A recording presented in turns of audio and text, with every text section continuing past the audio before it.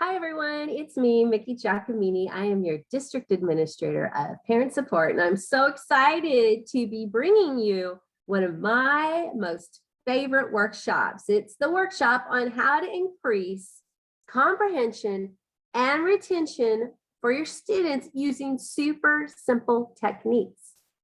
It includes a notebook. It's all notebook based, but really it's brain based, and that's why I love it. It really does make learning and remembering so much easier. So let's go ahead and get started. All right, so first of all, make sure you have a notebook. We recommend that you have a notebook that you're keeping, like a binder or something with dividers between all the different workshops that we're presenting to you this year. And that you keep all this great information in one easy to access spot, right? So make sure you've got that.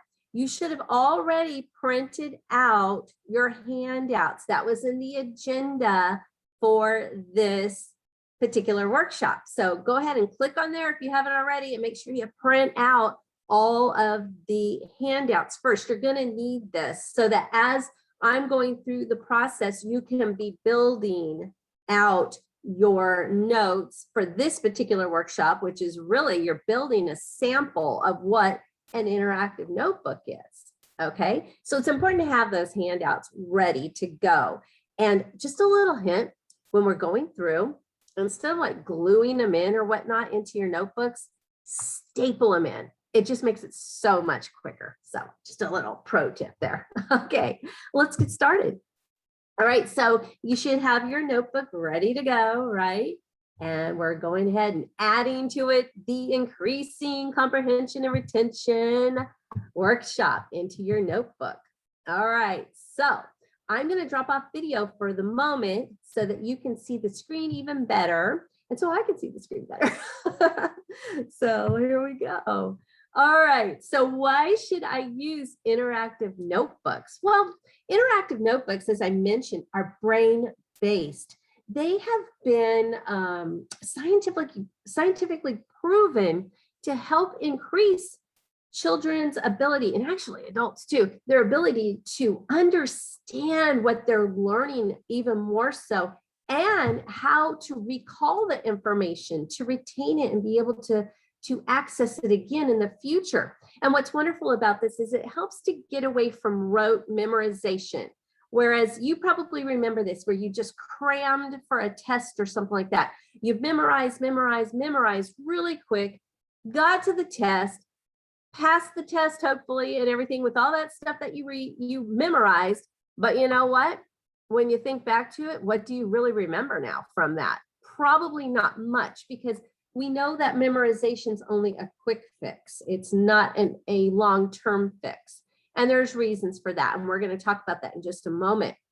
Something that is really beneficial too with the interactive notebooks that will help you this year is that it serves also as a portfolio, student portfolio of their work. So it's really handy to be able to show your supervising teacher, yes, my child learned this lesson, and look, here's how they applied it to show their understanding and so forth. So it's going to be really great. It's going to be able to provide evidence very quickly in all your different content areas if you put this methodology into place today. So, and it is so easy to do. You can do this for all grade levels. And when the students are a little bit older, right around 3rd, 4th grade, they're able to pretty much do this all on their own. So your primary grades you're going to need a little bit more hands-on with, but that's okay, because then by the time they're around 3rd, 4th grade, they are able to start taking it on even more so themselves. So, and maybe even sooner. All right. It's really easy to implement too. And you're going to be able to see the benefits and the results right away because it's that effective. And so you're probably wondering how. Okay. Well, like I mentioned, it's brain-based. And when we think about the brain, I mean, there are a lot of different aspects of the brain that are used for education, but the 3 main parts are the amygdala, the prefrontal cortex, and the hippocampus. Okay. The amygdala, that's that flight or fight or freeze part of the brain. And we always want to make sure students are not stuck in their amygdala when they're learning, because when you're in the amygdala, it's really difficult to take in the information that you're trying to learn. So that's why I bring that part up. So, and that's why it's important to remember that it is part of education, because you want to get out of the amygdala in order to get into the prefrontal cortex. That's where it all takes place. That's where learning happens, okay? So we need that learning to happen in the prefrontal cortex so it can send information over to the hippocampus. And that's like a big storage unit, or some people like to call it the library, okay, or the librarian part of the brain. And that's what's going to store the information so that you can go back to it later down the road. All right. So that's just that part of the brain. And then I'm going to talk about a little bit more. And this is why tapping into that brain-based methodology is important with interactive notebooks, because your interactive notebook is actually separated into two sides, the left side and the right side of the notebook. Well, your brain is also separated into left side, right side. Your right side is really the part that gets really creative. It has the spatial ability, you know, like that's where the musical part is and all different kinds of sides like that. The left side is for speech and comprehension and math and writing and all of that.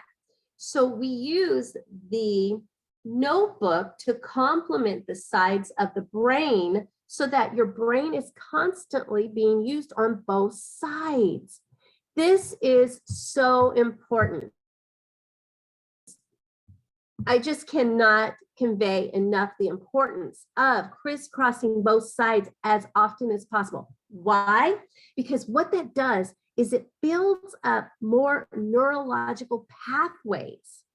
This is important because that just means you're building up more routes to retrieve the information. So that means as it's crisscrossing in the brain, you're going from prefrontal cortex to the hippocampus, and you're building up more roads to get to the hippocampus, okay? So if one road has like a bunch of potholes or is washed out with the landslide, you know, you've got other roads to get there, right? So that's the way I like to think of it. So that is why the interactive notebook works so well immediately, because it's immediately working both sides of the brain to help store, to help bring in the information and then store it. I know, it is that simple. Crazy, right? And I want you to know that when I first learned these methodologies, I was using them with my students and I saw an immediately, I mean, just an immediate increase in their retention and their scholastic ability. It was mind-boggling. And it was simply because of the simple methods I'm going to show you today. Now, most of you have taken the new workshop already that was in part 2 on engagement strategies. So we've talked about a lot of those engagement strategies. And as I was teaching that, I was showing you with an interactive notebook style. So you kind of have that in the back of your mind. So please go back and refer to that workshop for all the different activities you can put into place. But what we're going to do today is drill down a little bit more. I've shared more about the brain-based part of it. I'm going to show you how to start setting up your interactive notebooks, and so that you can teach your students this way. And when you start using those engagement activities to apply the information, wow, you're going to really see them soar. It's amazing to witness, and I'm excited for you. All right, let's move forward. All right, so whenever taking my workshops, I always recommend you have some of these things. And as part of that kit, these are great things to have as well for your students to have on hand. So like spiral notebooks or a big binder with loose leaf paper and dividers. That's the one I think works the best. But if you're a spiral notebook kind of person, you could do it that way too. Okay, always have to have on hand scissors, staplers, staples, colored pencils, highlighter pens, really writing pens, sticks, glue sticks, pencils, all kinds of stuff like that. So these are the things that I always recommend you have for the workshops, but I also recommend that students have on hand. So you can, on your left-hand side of your notebook, make a list of some of the things you might need to gather. And anytime you need to throughout this workshop, by the way, feel free to take a photo of the screen or take screenshots. I'm okay with that, okay? All right, so we're gonna move forward. On the inside of your notebook, and I will show you as well with mine that I have handy. When you open up the first cover, all right, that's where this left-handed page is gonna go that has the little clock on the bottom. Okay, this is the left-hand side. And then you start the table of contents over here. Now see, I do this handwritten. I put a template into your agenda resources for the table of contents, but you don't need that. You could just do it handwritten and do left-handed pages and right-handed pages so that when you are looking for something, you know exactly where to find it quickly, okay? So that's really important. So we start that off. And again, that clock page that I just showed you, that gets stapled in right on the cover, right on the inside cover, so that you have that handy all the time. All right, and that's going to have all these really great little activities down here to apply the information that's coming in. We're going to talk more about that in just a moment. Now, see this middle example right here? That is that handout that was even more ideas for left-hand pages. Staple it when you go to staple, put the clock page on top of this one or vice versa, whatever floats your boat. Okay, and then staple it right there. See how that third one over there, it's just layered on top of it, and it's still on that front cover. It's just layered, okay, but it's still on the front cover so you can easily access. All right, so that's how you get the front cover done. Wow, we're already done with the front cover. Woo! So it's got a lot of all those really great resources right there for you to reference when you're like, what are we going to do with this lesson? What can we do? And then a lot of times it's great once you know your children's learning styles, right, to have them start to pick how they're going to apply their learning on the left side page. I know, it's pretty great. All right, on the back side of your table of contents, I always add more, and then we've got that first page started, but I leave it blank and then skip it. Don't put anything on that page, okay? It might even serve as an addition, an extension of your table of contents. So, and I recommend that you do a table of contents for each content area, like one for your language arts divider tab, one for your math tab, one for your social studies, one for your science, okay? Not one for everything in your binder, if you're keeping a binder, because that's gonna get really confusing really quick. So do it for each subject area, okay? But keep this right-hand side page blank, because if you do a lesson on the side, you don't have anywhere to apply it. That's why. Okay, so down here is just an example of the template that I gave you. You can use it or not use it. It's okay. Like I said, we usually just handwrite it in. So it's pretty simple to do. And then there's the back side. All right. Okay, so what is the big deal about this left-hand side page thing? What does the left-hand side do? Well, that's the output. Okay, that's where the side of the brain that needs to apply the information, that needs to crisscross over to the left-hand side. I know it sounds weird, but it really does work. Crisscross over to apply it, because that's how it's going to cement in the brain, okay? So that's important, and that's where we output, that's where we apply, all right? And at the top of that left-hand cover, you might even write the word output, okay? Write it. See, just write it out there so you remember. Okay, that's the output or application. That's where we apply it side, okay? Now, on the right-hand side, we're going to get into that next. That's the input. Those are the lessons coming in, the videos your child is watching, or you're watching if you're taking a workshop or something, right? That's where the guest speaker information is coming in. That's where different kinds of lessons come in and so forth. We bring it in on the right side, okay? So right side is input, left side is output. All right. So what I want you to do right now is pause me and take a look at those left side activities that I just had you stapled together on the inside of the front cover. And I want you to think about some of the different activities you could be using next week in your lessons with your students for language arts, science, math, social studies. The clock one I gave you is really more focused on science in particular, but that other page opens it up to a lot more. And when you took the engagement workshop, the engagement lesson workshop, I gave you some more ideas in that. So refer back to your notes on that. So go ahead and pause me and do a 4 square. Remember that? But I'm showing you another technique, right? We've done this before. So use a 4 square and jot down some different activities you're going to use in these different content areas for next week. And I'll see you in just a moment when you're done. Okay, so you've taken a chance to take a look at the clock activities and the other sheet with more ideas and so forth. And you're probably like, oh yeah, we talked about that in previous workshops, so that's going to be great. And hopefully you fill this out and you're just so jazzed about using them. So that's going to be really great. Let's go ahead and move forward now. All right, so as I mentioned, the right side, and make sure you've printed that out, that page, the master page, and staple it inside the back cover. Put it on the back cover and put input at the top. See, input. And that's all your right side stuff, okay?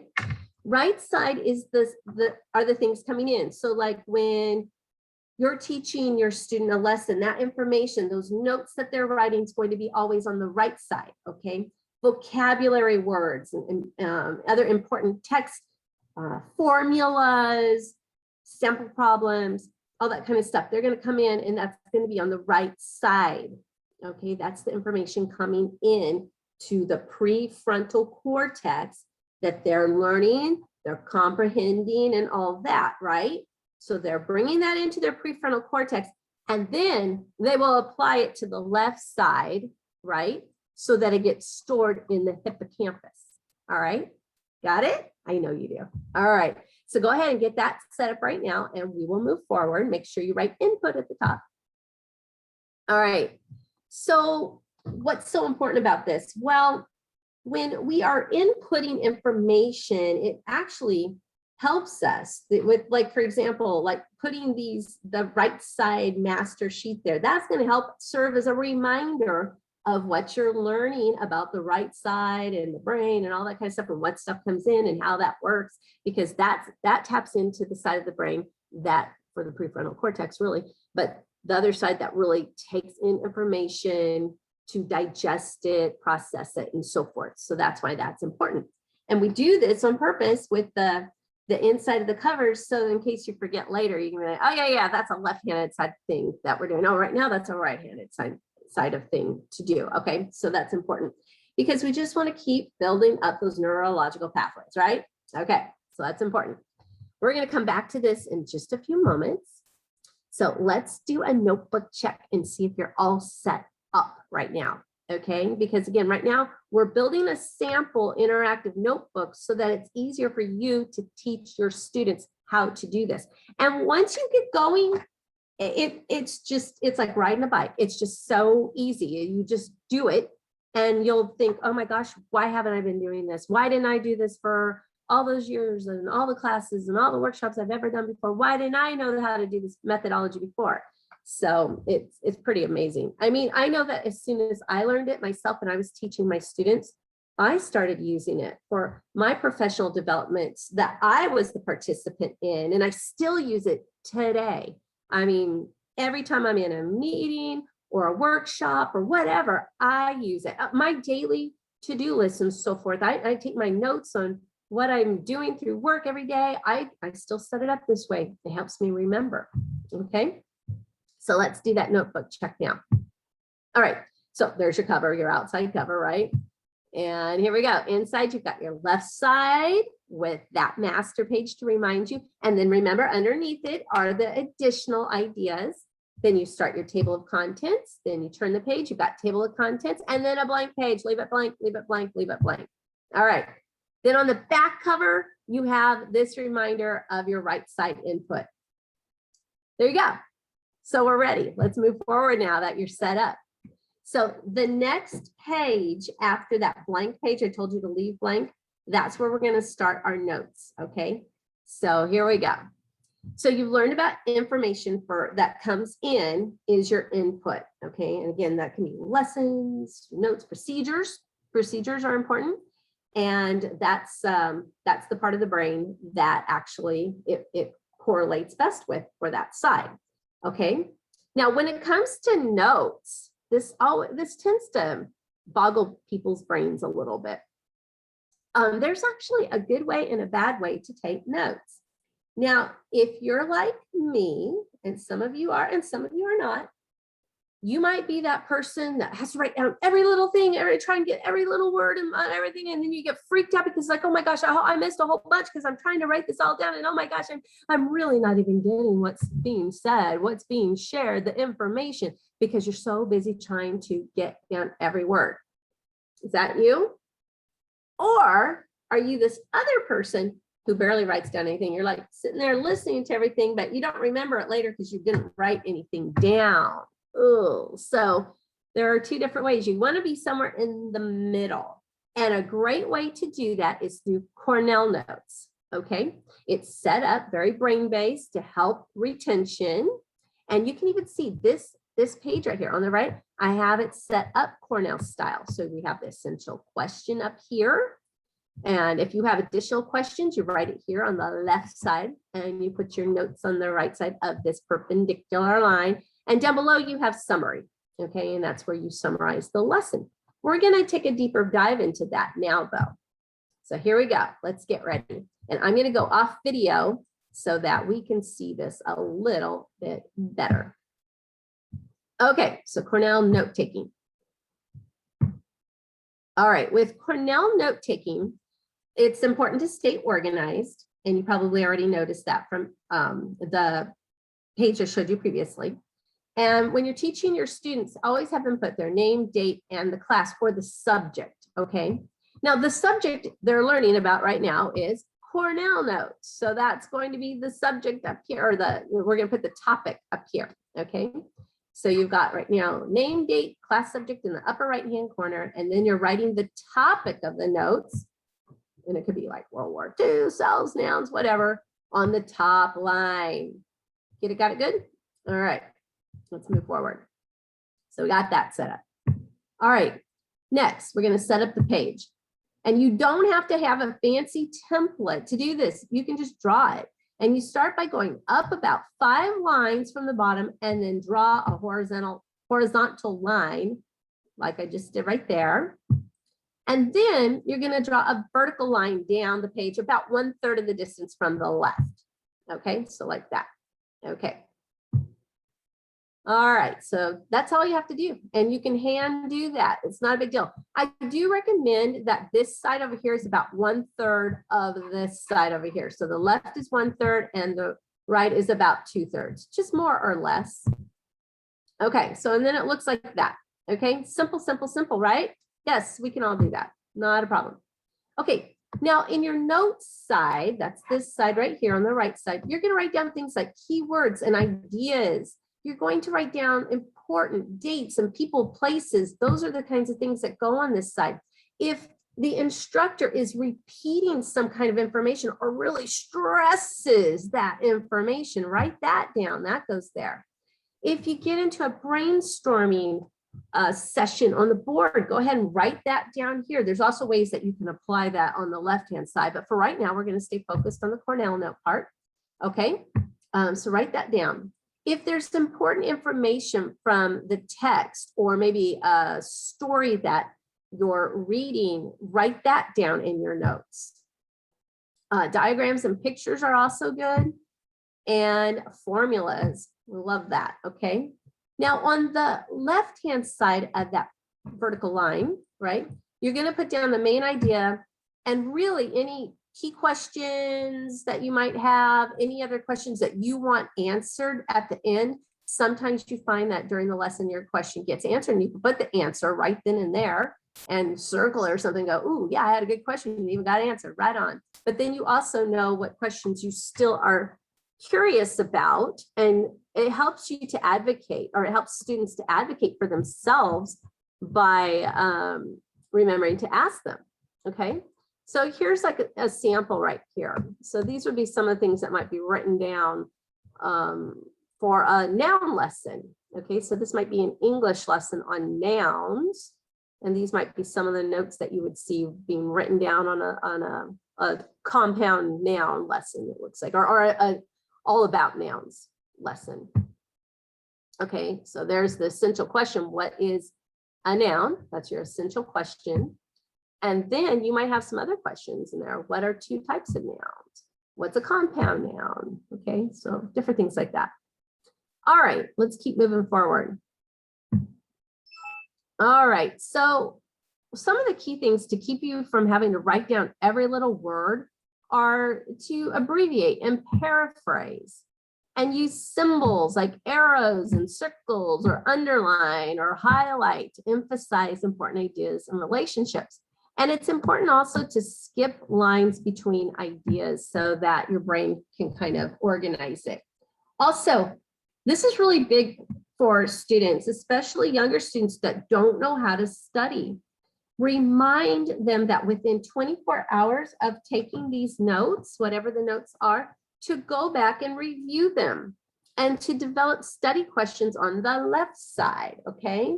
So that's important. That's how we learn to study, by reviewing our notes and coming up with study questions.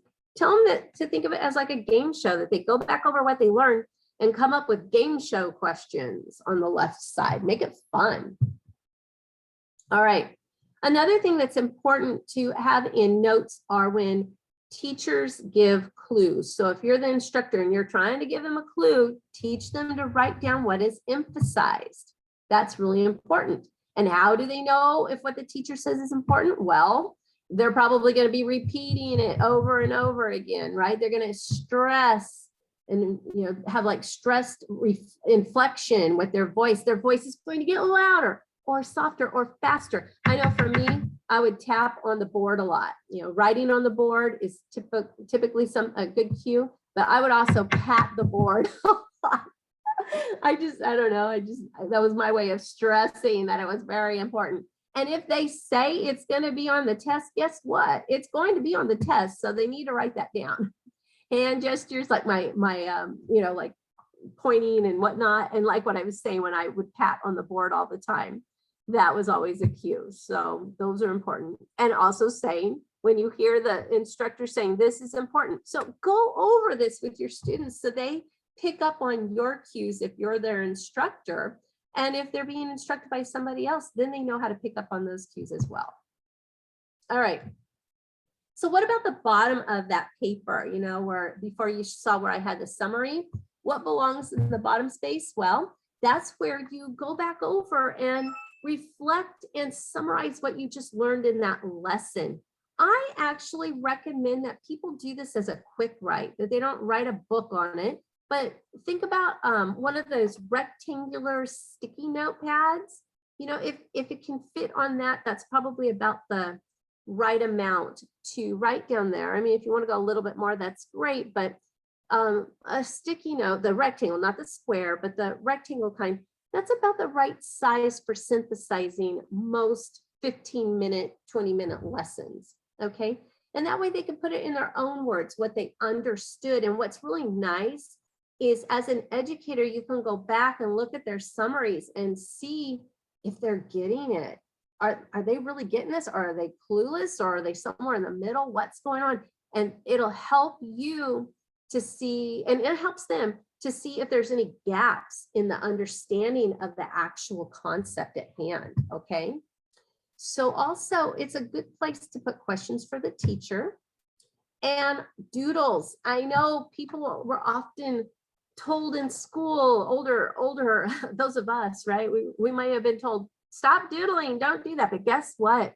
Doodles are really good for cementing that information. A lot of times we put that on a left-hand side page now because we have learned that that's so good for the brain and when it goes along with the lesson. So giving students an opportunity to doodle out, like to illustrate what they're learning, helps them to process the information, to digest, process it, and then apply it. And it really does help them to recall it later down the road. So that's okay. So summary, questions, doodles go down at the bottom. All right, let's move forward. Okay, I put this in your resources. You do not need to print these out or anything, but do take some time to review them. They go over some guidelines, how to highlight and color code your notes and so forth. And I actually have that underneath this one in that picture. Sorry about that, but you'll see it in your resources. It'll go over a little bit more about how to do Cornell notes and give you some more tips and tricks. And using the STAR method. So the student learns how to set up their paper, how to take the notes, what to do after the lesson, and how to review to study the notes. So starring it. So they're really great tips. And just for sake of time, I'm going to have you review those at this time or later. So you can pause me and review those right now if you'd like, and then we will move forward.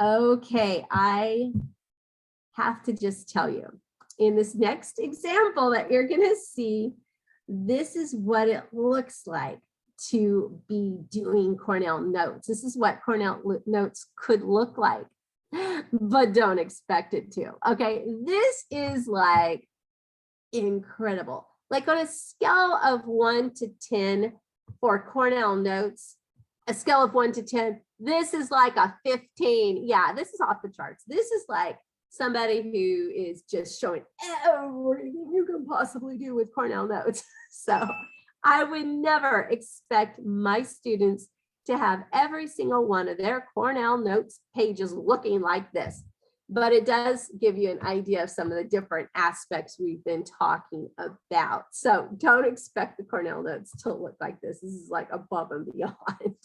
All right. And this is a simple template that you could do, but really we just simply use the method I just showed you. Just draw it out, perpendicular line, go up 5 lines, draw it, and then, 1/3 to 2/3. Pretty simple. All right, so we're going to practice. And of course, you can go ahead and print these out and put them in your notebook if you want for a sample, or just review them. You don't need to print this one out either, but you might want to show your students, hey, these are some different samples of things that you could have in your notes. Like you might want to diagram it out. You definitely use color, and here's some different ways you could do that, and so forth. So just show them it as various different samples of things they could be doing in their notes. Don't overwhelm them and say it has to look like this. It doesn't. Okay. All right. We're going to go ahead and practice doing this. All right. So I'm going to drop off video again and let's move forward. Okay. So on your next clean page, right-hand side page, we're going to do this abbreviation exercise. Okay.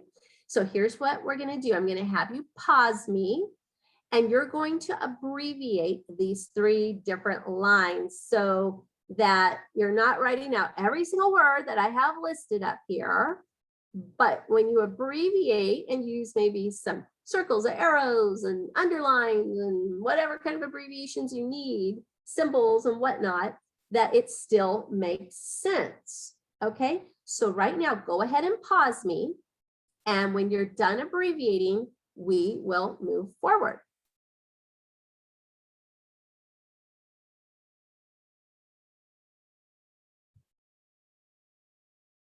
Okay, we're back. All right, here's mine. How does that look compared to yours? And guess what? It is absolutely okay that yours does not look like mine at all, because this is what makes sense in my brain. And what makes sense in your brain and what makes sense in somebody else's brain may be very different, and that's okay. What you're trying to do, the goal here is to not write every single little word and not to underwrite, so you want a nice little in the middle sort of thing. You get what I'm saying? So abbreviate enough that you still understand what the point was and move on. Okay, so that when you go back, you can remember, oh, George Washington was not America's first president. What?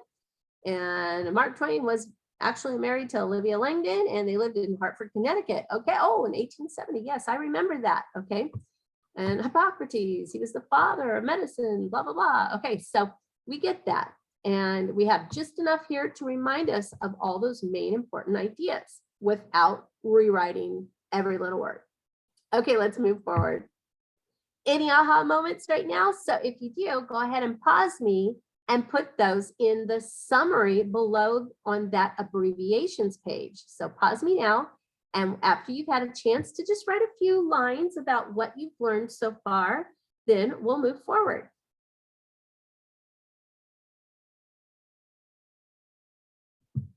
Okay, we're back. Let's go ahead and try this with a lesson.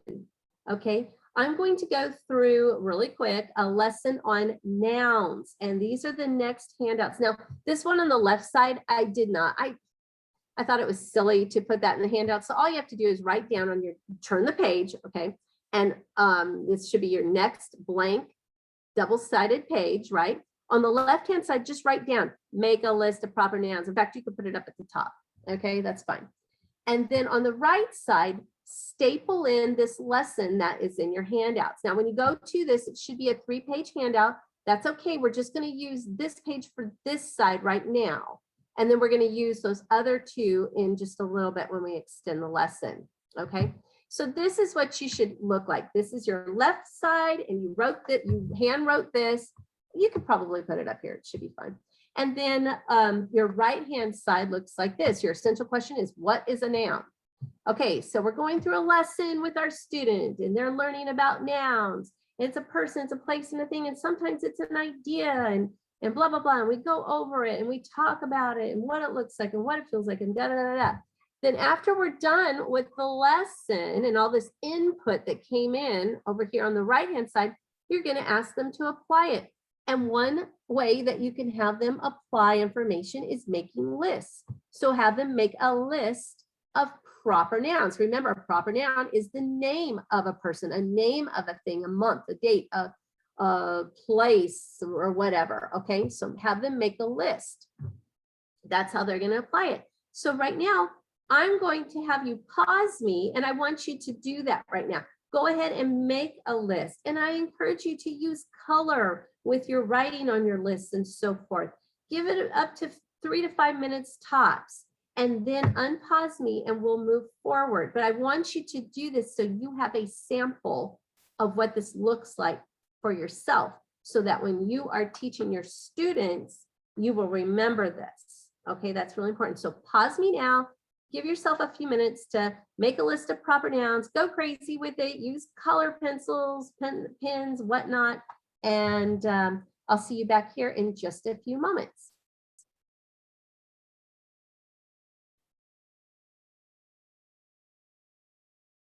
Okay, we're back. And remember that when you do this, if you do this with your students, even the same lesson, it's really amazing because you'll see that they probably don't do it the same way you do, or they might. And it's a really great way to tap into learning styles and see, visually see how your students learn differently. Okay. And it's actually really fun. And then when you share yours with them, they can see how you did yours so different. And then it's a great way to say, you know what? Everybody learns differently, and that's okay. The point is you're understanding proper nouns, or when you're looking at it, you might see, oh, this is a little hit and miss. This one is definitely a proper noun. I get that, but how did you think this one was? Because you know it's not, and then have them help explain. Be like, oh, well, wait a minute here. I think we need to go a little deeper because that's really not a name of an animal.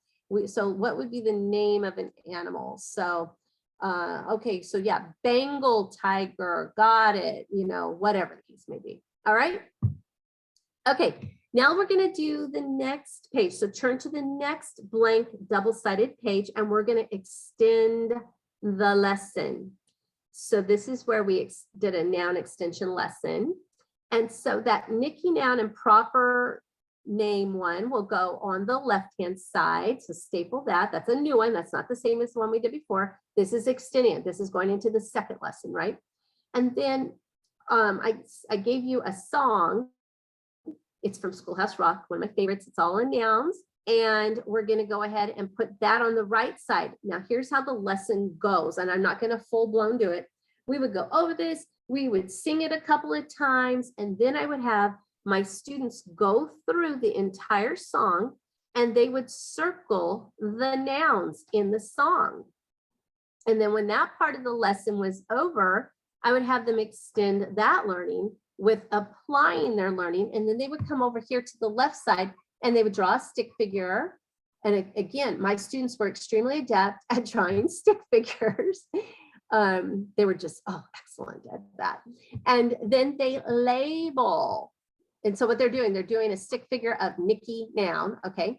And then when they have Nikki done, they use nouns to label Nikki. So we've got hair, mouth, shirt, body, feet, all that, okay? And then when they're done with that, then they go even further and they start making another list of proper nouns again, because we're teaching all different things about nouns, right? So I know we did proper nouns before, but this would be an extension. This would be diving even deeper. And now that they've learned even more, they're going to come up with even more. All right. So that's the extension there. So right now, feel free to go ahead and pause me for as long as you need to for going through this and circling some of the nouns in the song, reminding yourself how that part of the lesson goes, and then jotting down some samples on the left-hand side of applying it so you remember this for a lesson. Even if you don't teach this same lesson, that's okay. It will help you to tap into this when you are teaching a lesson and you're like, oh my gosh, I could kind of do with this what I learned in Nikki's workshop on nouns. Let me go back and refresh my memory how she taught me to do that with that sample. How can I change this for science? How could I change this for math? How could I change this for social studies or some other aspect of English, right? Or language arts, right? So go ahead, pause me now. And when you're done, we're going to move forward.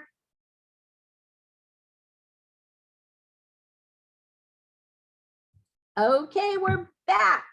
All right, so those are to show you some extensions. And then now I'm going to show you a little bit more about vocabulary, because teaching vocabulary is usually one of the most important parts of teaching any lesson. They need to know the important vocabulary terms that go behind each lesson. And sometimes that can be so dry. So we're going to pretend I'm teaching you a lesson about how to teach vocabulary here, but in your resources, you please print out that part on vocabulary, print it out, and staple the whole packet right here. I know I gave you a lot of different ideas on how to teach vocabulary, a lot.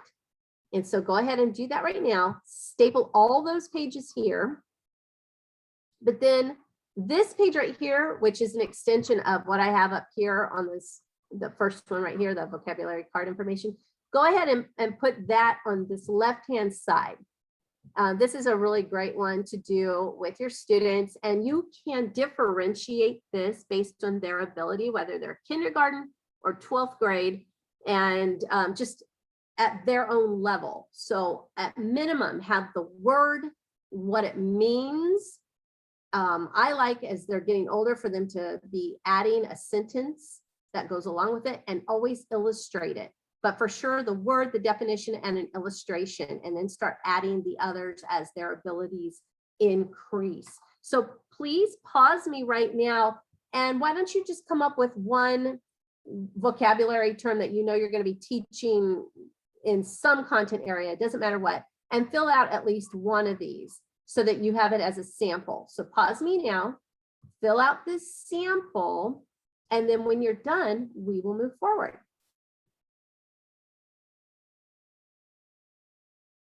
Okay, we're back. So hopefully going through all those different types of lessons on vocabulary really helped give you some different ideas on how to make learning vocabulary more engaging. And you also filled out your sample on the left-hand side of how one way to apply it and so forth. So we are actually boiling down to the end. So let's reflect, because this is an important part of learning.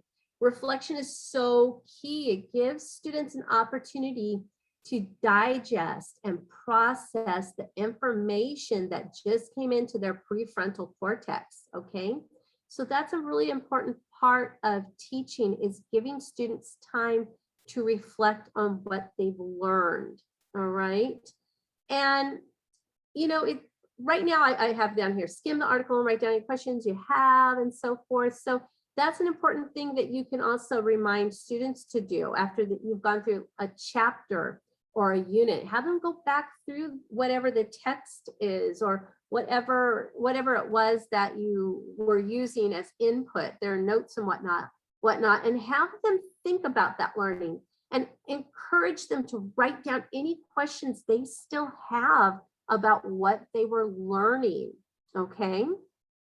And then for you, I want you to think about some of the strategies we learned today, some of the things that were discussed in this workshop. And I want you to think about which ones would you be able to implement like right away, today, tomorrow, next week, okay? And which ones do you think are most helpful for you? So think about that, pause me, and I want you to take a few moments to quick write that down below. And I did like a little sample quick write down here in the summary. Sometimes we call those quick writes or aha, and you can also consider them an aha moment or whatnot. You can do different things right there for your reflections. So write out your reflections, and then to extend that, this is also, like I mentioned before, a really great way to apply it. Go ahead and illustrate. So we're going to pretend I hand drew that. I did, of course, didn't I? No. So go ahead and illustrate some of the concepts that you learned on the left-hand side. So go ahead and pause me for as long as it takes for you to reflect down below and to illustrate some of the key points. And when you're finished, go ahead and unpause me and we will move forward.